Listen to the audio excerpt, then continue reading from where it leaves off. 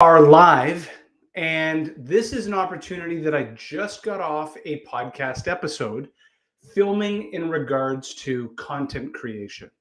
There is a massive disparity between content being produced by marketing, which is primarily product marketing content, and the real opportunity of which the CXOs within a business can and should be part of the content creation process. So I'm going to chunk it up first to the situation. So if you listen to the All In podcast, they constantly are talking about this new revolution. Not the All In podcast, sorry, My First Million. They're constantly talking about this new revolution that the real value unlocked in a business is when influencers come in and partner with B2B brands to hyper accelerate the go to market. They completely change the payback periods, the cost of customer acquisition. But that's not always a reality, especially for companies that already have traction. Their cap tables are a mess. They've maybe raised venture capital. They're private equity backed and owned. They've IPO'd. Like there's a million reasons and a million companies that can't do this. But inside every one of these companies sits this incredible influence that centers around the CEO, the chief revenue officer, the chief operating officer, who have just massive social networks. Doesn't mean that they're large in volume, but high brand trust, like really, really tailored over 20 or 30 years, in which if they just got part of this content creation process, they would make massive strides in the content creation for the organization. So how do you do this? How do you make this real? One of the things that I think is often forgotten is this concept. I started teaching this, I don't know, like 10 years ago, called window time. So the creation of a newsletter. Every week I write a newsletter for both my businesses. And that then surfaces into slices into blogs, as an example, which ultimately can be filmed into shorts. Or you take this entire long recording and you chop it up into shorts. How do you do this?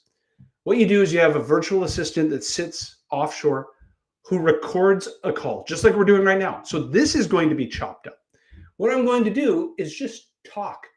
Stories from the road, customer conversations, horror stories from the road, benchmarking studies that we've seen, best practices, pitfalls, challenges. I just talk.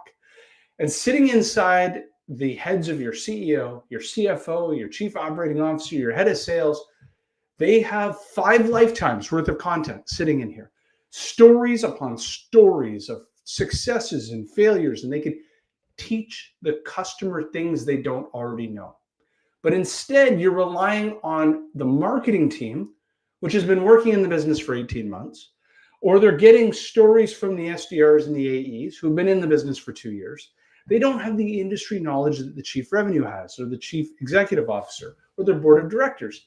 This is such an untapped opportunity to create an asymmetric advantage. The CEO is on video once a week, dispensing their wisdom, talking into a microphone, slicing this down into articles, turning this into podcast episodes. I am seeing more and more as people keep talking about reach and reputation. Reach is, the bigger your business, the bigger your social network, the better. And that's not always possible. For sometimes we have niche B2B brands. We sell to very specific verticals, or we sell very complex things that only have a certain buying segment. But reputation inside that market is everything. Being the absolute pinnacle of the conversation, best practices for that industry is so important. I had that for a moment, creating social selling. There was no question when that word was said, I was ubiquitous with that word. That really helped scale Sales for Life. I need to do that again in my other businesses. Now, to do that, I have to create an immense amount of content. But more importantly, I have to take all the intellectual property, all my experiences, and give. And like only a CEO can do, like only a founder, like only co-founders could do, like only the head of sales who's been in this industry 3 different times and has gone from Series A to private equity backed to taking companies public, and they've seen the whole story. They can teach this. That's where the content magic comes. And this is where this influencer marketing world is going. Not every company in the world can partner with a Logan Paul. Not every company in the world can partner with a George Clooney to make a tequila. That's working in the business to consumer brands, and it's starting to bleed into the business to business brands. And this in lies the ultimate opportunity.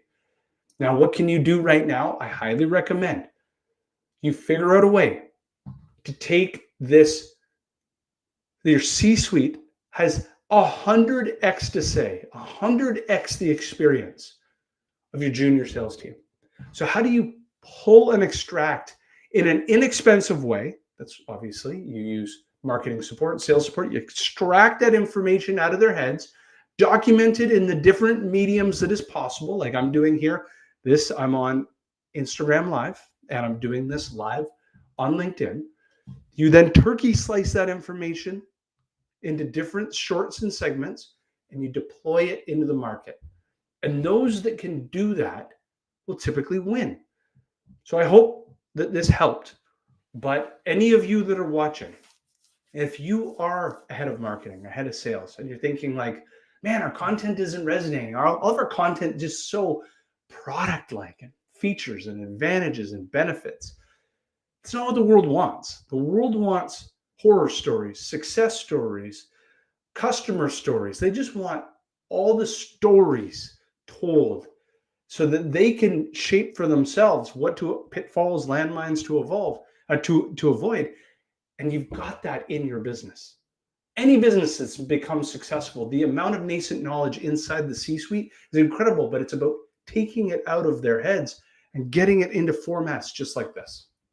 So I hope that this helps. And you take care. Thank you.